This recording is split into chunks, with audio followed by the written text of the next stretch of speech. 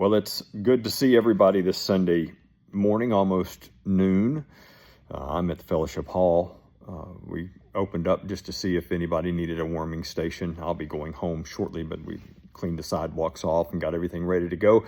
And it occurred to me, I did mention that there would be a short devotional today instead of us having church today.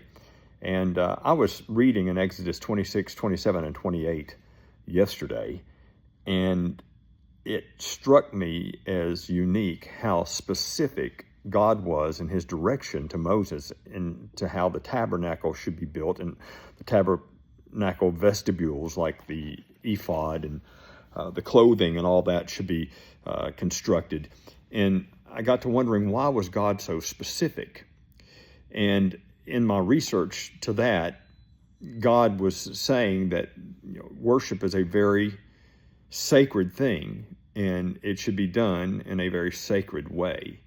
And all of that pointed to the sacredness of worshiping him. And I began thinking about directions and how I'm a horrible one at taking directions. When I buy something that says some assembly required, I'll come home and I'll open the box and I'll dig right into it and I'll look at it and I'll say, I can put this together, and I'll get putting it together very quickly. And I'll tighten everything up, and all of a sudden there'll be that one part that will not fit. It won't work. So then I go and dig out the actual written directions and force myself to do what I should have done in the first place, read them. And I find out something like, do not tighten anything until all of the parts have been installed, and then tighten everything all at once. And then that part fits. And it occurred to me that if I would just have read the instructions first, I wouldn't have run into that problem and had to have done it twice. So, the measure twice, cut once type philosophy, if you just take the time to read it. And then it occurred to me that that is exactly why God gave us his Spirit-breathed word. It is our instruction manual for life.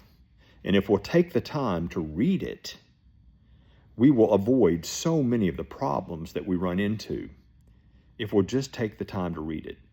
So the devotional today is to encourage you to read God's word. I mean, if you'll think about all the things that God's word does for us, it gives us guidance in every aspect of our lives. It provides wisdom for us.